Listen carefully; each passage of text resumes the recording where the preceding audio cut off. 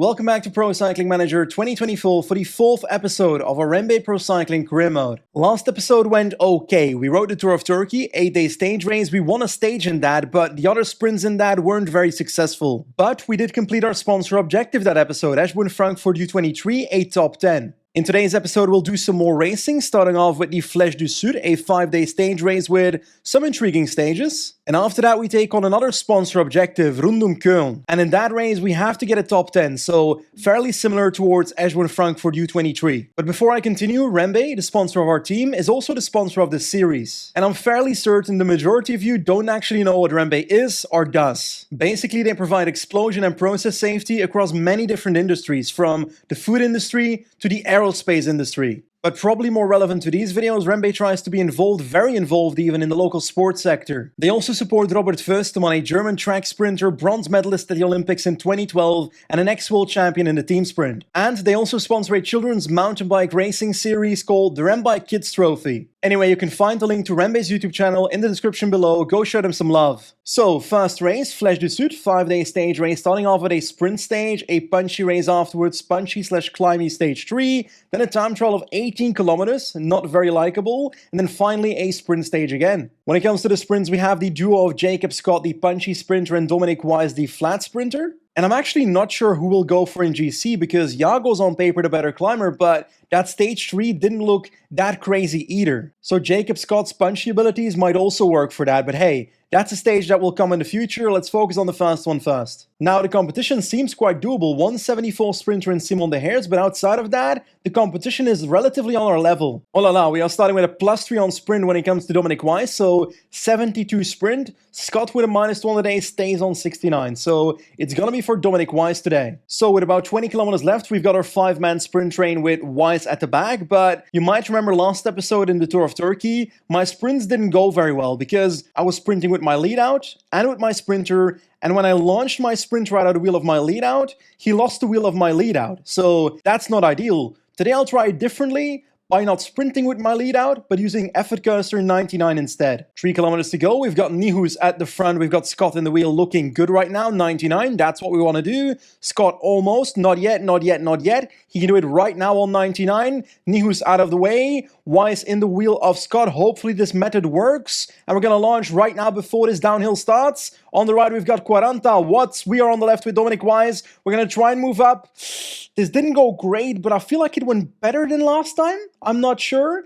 Clan Watts is the winner. And we finished 7th in the end with Dominic Wise. So an okay result, I guess. So let's try again on stage 2. We are second favorite with Jacob Scott. So I'm not complaining. My goodness, a -3 on Jacob Scott. Not a great start there. Dominic Wise with a +1. So yes, it's a hilly parkour, but I do feel like Wise seems to be the better option today. Now, I know REMBE is all about explosion safety, but I promise you these next 3 climbs, I'm going to explode them, and not in a safe way. We've got our entire train at the front. Van der Valk is up front at the moment, going 90 up this hill. I'm going to try and pressure the peloton, who's already only 42 riders, so I think we can half it. Watts is about to drop. The yellow jersey will drop pretty soon on this climb if I hammer it over the top, so that is perfect, and he is gone. And like, my goal isn't to drop the yellow jersey, but more the sprinter that is wearing the yellow jersey, because if I can drop sprinters before the final, I've got more of a chance of winning the sprint. On to the next hill, 35 people in the peloton, 33 now. We gotta keep up the oh, it's me who's dropping, it's my own rider.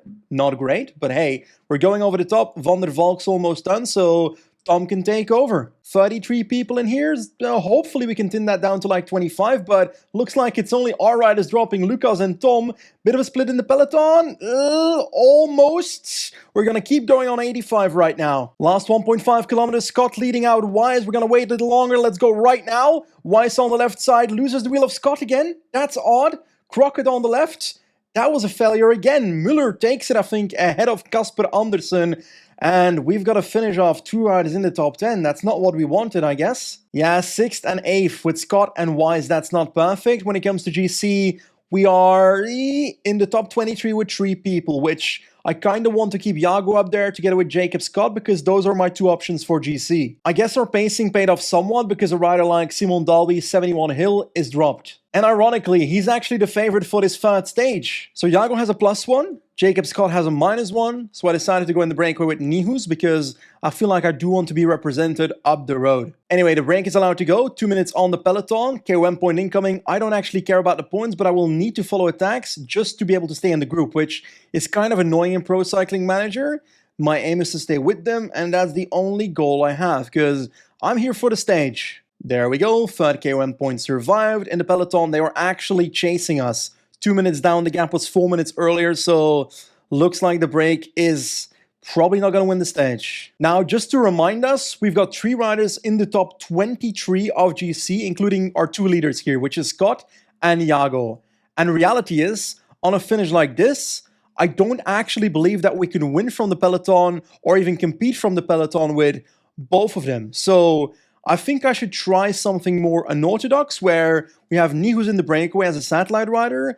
Maybe we try to do something on the second last hill, try to launch someone like Yago, for example, over to the breakaway and see if that works out. If it doesn't, we've still got Scott from the peloton. One by one, the breakaway is getting smaller and we are still in there with Sebastian Nihus. So I am still a happy man. Rinklev is pacing. Is that the same team as Heimann? No, it is not. That's a different team. But they are pacing, and I'm not complaining. They will attack here, though. Let's try and get in the wheel of Heimann. I cannot. Why can I not get in his wheel? Now I can. There we go. Come on, Seb. Get over the top with them. Get over the top. No, we follow the guy that's empty. No, no, no, no, no. Close it, close it, close it. No, they're riding away. Okay, in the peloton, we apparently lost 3 of our riders because I wasn't watching the peloton at all. So multitasking, not exactly my specialty, it seems. So we've got no one to set up the attack for Aguirre. That is horrendous.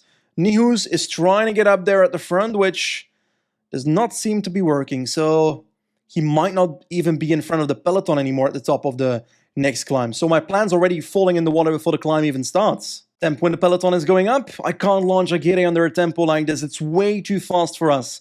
Let's just keep going over the climb. Let's try and get Nihus over the climb as well. That way we have a domestique after this climb for Scott and Aguirre. So that's already one positive there. Only 20 people in this group. That is insane. There we go. Seb has been caught. Satellite work for the team.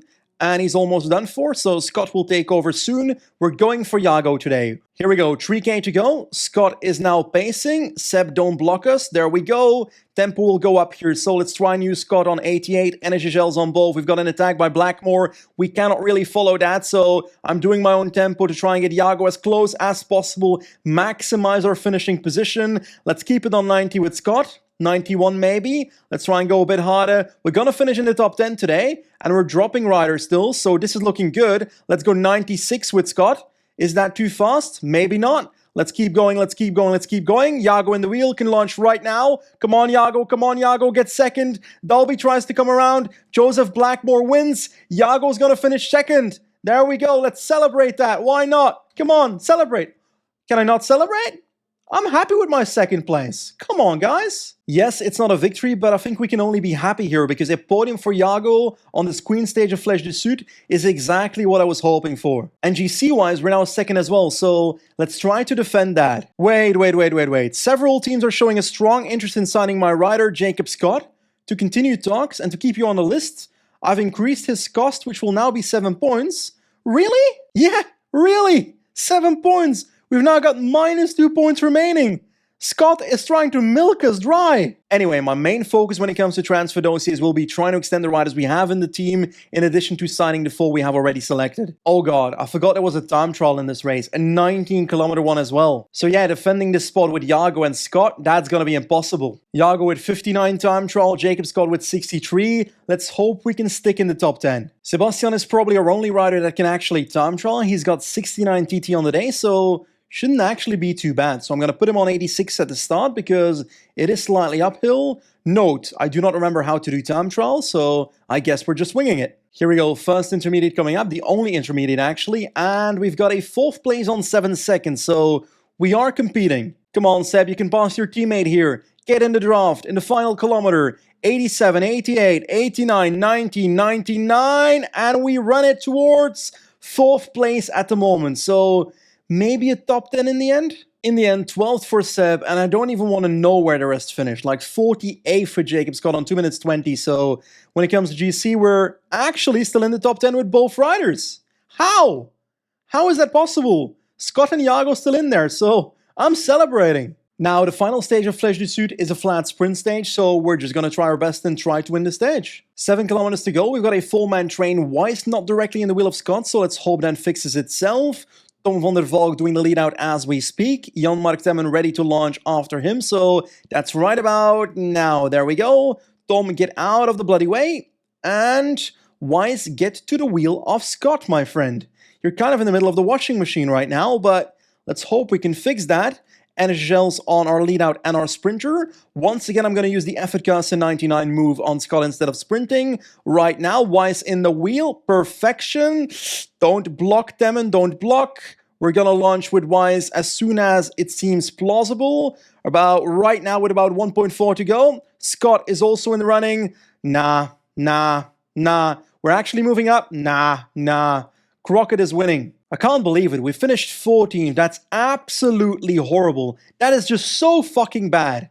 That is horrendous. Anyway, GC-wise, 6th and 10th with Iago and Scott, so that's a solid thing, but I wish we won a stage in this race. Oh my god, I just realized that because Scott went from 5 to 7 points, we cannot afford Iago in this next day of transfer dossiers to open the dossiers with him. And I want to extend them, but his interest is like 16 to 30%, so we gotta open those dossiers with this man as soon as possible. So for now, I'll save my points. Okay, with Flèche du Sud behind us, another race objective on the menu, Rondom Köln. We gotta get a top 10 in this race. It's quite an undulating parkour, but a flat sprint, so I guess it's more Dominic Weiss than Jacob Scott. Oh snap, there's actual sprinters here. Nizzolo Moschetti on the same bloody team.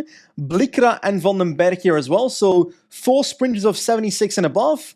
While we have, I think we're about 69 sprint? Yes, exactly. By the way, quick story time. Leonard Fuge, I do not know how to pronounce this name, and I asked 2 German people at the start of the series, how do you pronounce this name? And ironically, both gave me a different answer. How am I supposed to know if the Germans don't even know? 4 kilometers to go, our lead out is perfection at the moment. Weiss, Rotman, Scott at the front of the peloton. 3k to go.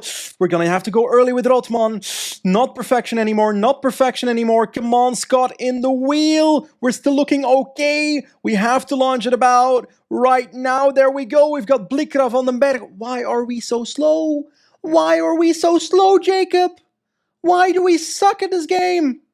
Jacob, ride faster! Anyway, we did finish 8th and 9th, so sponsor objective succeeded, but I feel like something better was possible there. There it is, Rondom Köln, top 10, 6-star difficulty, that's kind of crazy, and it has been succeeded, a success. Anyway, 1st of June, we can finally afford opening dossiers with Aguirre. There we go, Rotman can do the same. We'll do the same with, let's say, Silas Keur, there we go, and now we're out of points. Our next race is Duracell Dwars door het Hageland, bit of a light cobble classic, and it's got some serious competition. When it comes to our team, Jacob Scott is probably gonna be our leader. So as you can see, there's gravel roads in this race. This race is quite renowned for that, and on PCM 2024, there's actually a change where these roads are now more effective. It's easier to separate from a group if you attack, and riders get more tired when riding on them, so I'm curious how this will go. 29 kilometers left, and we can already see that these segments are doing damage. 48 people in the peloton right now. People are getting dropped.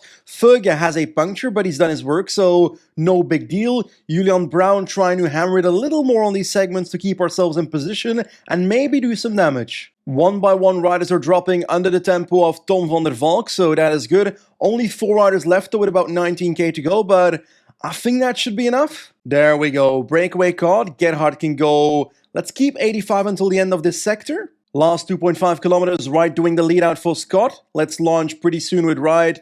There we go, Scott from the wheel. And Scott tries to come around. We've got other people on Nardi, Persico, Selby. Can Scott come around? I've got no clue. I don't think so. Doesn't look like it. We've got Zwift. Is that Connor Zwift? It looks like he's sitting up, but he's winning anyway. We're getting somewhere. Well, that's not a good result, is it? Honestly, during the race it looked amazing, but that was one hell of a disastrous sprint again from our team. 13th and 14th with our sprinter and our lead out, so we can't be happy with that. Now, when we set our race objectives at the start of the year, we knew that our sponsor confidence would go max up to 69 if we achieved our objectives, but it's actually on 100 now, and I don't know if that is because we overperformed on a goal like Olympia Store, or because season objectives has an effect on the actual sponsor confidence. I wish this was explained by the game better. Now, the next race on our calendar is the Oberösterreich Rundfahrt, a 4-day stage race starting with a 13-kilometer time trial, then a punchy parkour, a flat sprint, and a punchy parkour again. Now, keeping that initial time trial in mind, I actually want to upgrade Seb Nihus when it comes to facilities. Because right now he's 69 time trial and our best time trialist, but I can make that even better by spending 20k on wind tunnel TT position, so that's +2 when it comes to time trial, so let's select that. But next to that, for example, it costs us 2k to make a TT skin suit, so why not try that as well on Nihus? And then I go to the next one, we've got made to measure molded handlebars, +1, that's for 10k. Let's do that as well. Let's make this guy the best possible time trialist we can. TT training bikes, I think that's worth it as well. And I think that's about it. Let's get him every single one of these upgrades. And what is this? We've got 2k for high performance tires, +0.2 on primary attributes, excluding time trial. So I probably will not do that. There we go. Let's buy. Now our balance is only 8.6k, so we gotta earn ourselves some prize money. Just for the record, in total that's a boost of +2 time trial, +2.7, +3.7, +1 on race day condition as well. And well, we are starting with that time trial. 13 kilometers, slightly hilly, but Nihus is not too terrible when it comes to his hill stats, so let's see if we're competitive. According to the game, we are, and especially with the upgrades we put on Seb, we might actually have a chance to podium this. Here we go, it's time for Nihus to show us what he's got. Let's start on 86, something like that. The race starts off with a slight uphill, so I'll push some watts on that, go above 85 there, spend some red energy, and after that I'll try to recover a little bit in that descent. Now I do wish there was a way for me to see a +3.7 next to the time trial stat on the left bottom to see that it's actually working, the facilities upgrades that I put in. Here we go, first intermediate for Seb, and he is 7th only. Ooh.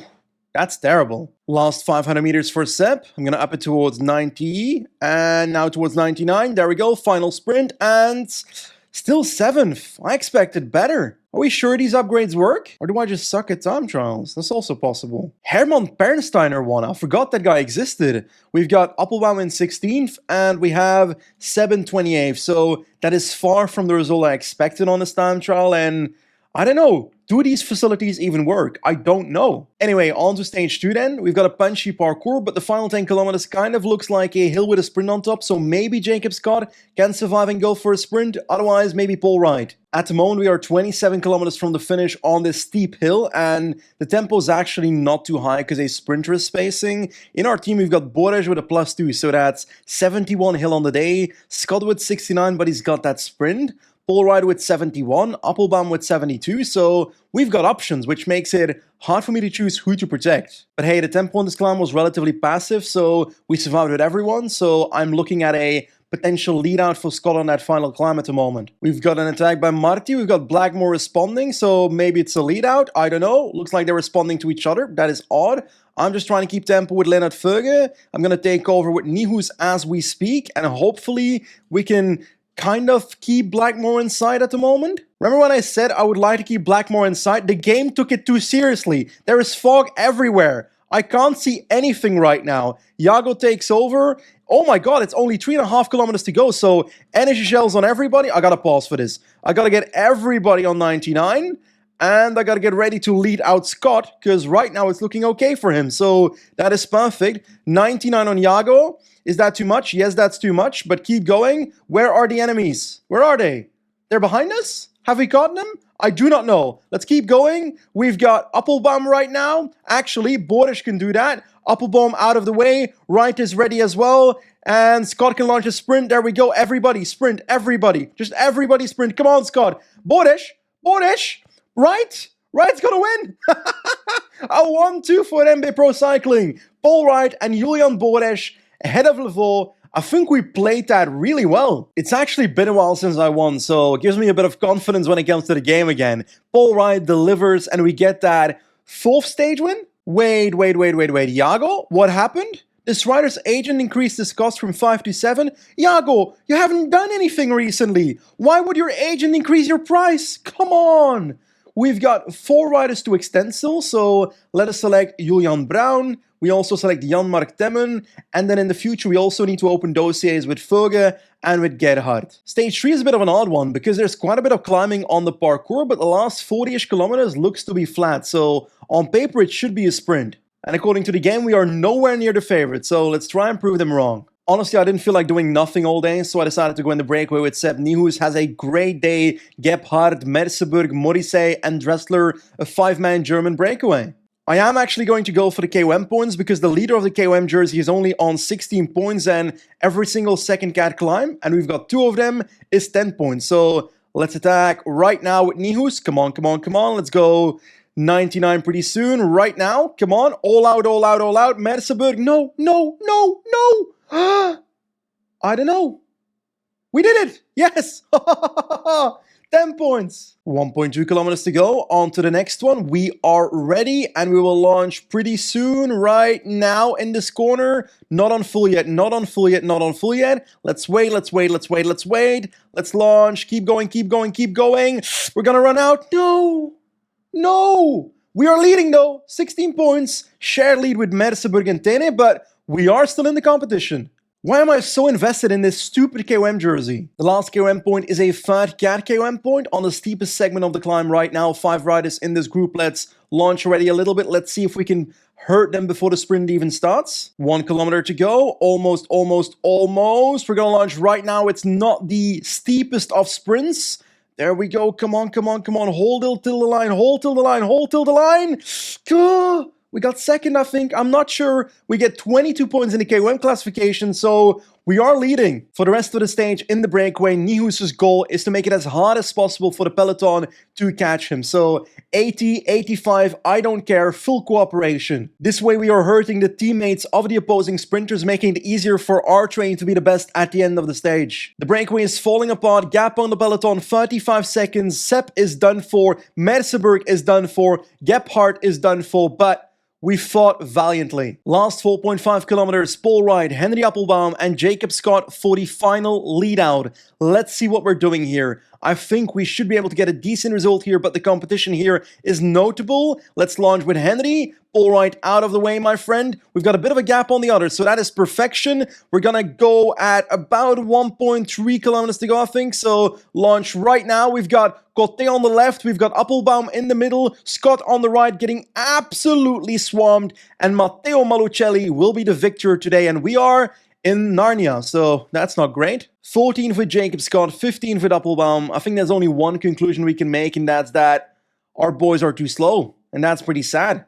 Anyway, on to the final stage of the Oberösterreich Rundfahrt. 184 kilometers, plenty of hills in the route. We've got Bores in 7 in GC, but when it comes to our favorite rider, according to the game, Appelbaum is a favorite for the race. So I don't know if we can actually compete with Joe Blackmore though. So first action of the day, let's get Sepp Nijhuis in the breakaway. We've got 22 points when it comes to the KOM. I think that's very defendable. We've got a third cat KOM point at the start here, trying to get the points on eco mode. We get first, see?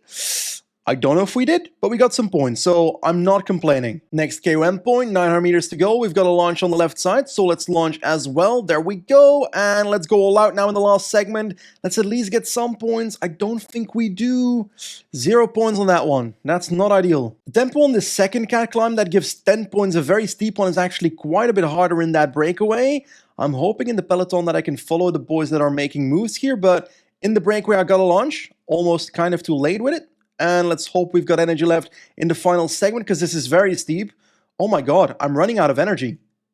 I don't think I'll get a single point here. Let's see if I can. Come on. Any points are welcome. We get 2 points. We're now on 30. So I just checked. Our KOM jersey is mathematically secured. So all good in that department. So 25k to go. Last climb is incoming. Once again, a very steep one, but we've got 3 minutes, 2 minutes and a half on the peloton. So Nijhuis, my friend, This is your chance. Come on, Seb. Survive the climb, Seb. Come on, come on, come on. He's dying. His yellow bar is going away, but rider by rider, this break is falling apart. Let's just hope that I'm the one that's left over, and right now that's kind of not looking like it. Oh, we've got an attack? No, that is Marty pacing, and he's not actually pacing, but there goes Blackmore. I gotta respond to that at full force because I can't let him go away. Come on, come on, come on. Nihus, keep going. Keep this group over the top while we try and neutralize Blackmore. There we go. Go, Nihus. Fly. Fly off into the distance, my friend. There we go. Nihus over the top takes the full point. So KOM jersey definitely secured. So yeah, Seb Nihus has been caught, so the sprint train is on. Let's go for Jacob Scott now. 2.5k to go. Julian Borges with a masterful lead out. Henry Applebaum in the wheel, about to take over right now. We've got Jacob Scott there as well, launching as we speak. Everybody sprint. Come on, come on, come on. Last 800 meters. Henry Applebaum, Henry Applebaum, Henry Applebaum. Come on, Henry. Come on, Henry. And he's done it. He takes the victory. What a beautiful win once again for REMBE Pro Cycling. The final stage of the Oberösterreich Rundfahrt is ours. We tried from the breakaway, didn't work. We ended up sprinting from the peloton. Applebaum, as our lead out, wins a sprint because I launched him too late. But anyway, what a win once again. And when it comes to GC, we're now 7th in that top 10. So I'm okay with that. 9th with Borges as well. So 2 riders in there. And most importantly, we have defended successfully our KOM jersey with Sebastian Nihus. So quite happy to see that. Honestly, today's episode went pretty solid. We started with Flèche de Sud. That was alright. After that, Rundum Köln, we got a top 10 for the sponsor. So they're happy. And we also have those 2 stage wins at the Oberösterreich Rundfahrt. So I'm happy with this. Next time though, we'll take on the national championships from Britain, from Germany, from Spain with Iago, and also from Switzerland with Dominic Wise. And it looks to be a sprint, so there's a tiny chance we might actually take that. And next to that, I've got something pretty exciting for next time. I've got this huge ass package from REMBE Pro Cycling sent to my doorstep, and we're gonna open it up next time. So I can't wait. Thank you very much for watching today, and we'll see you next time. Goodbye.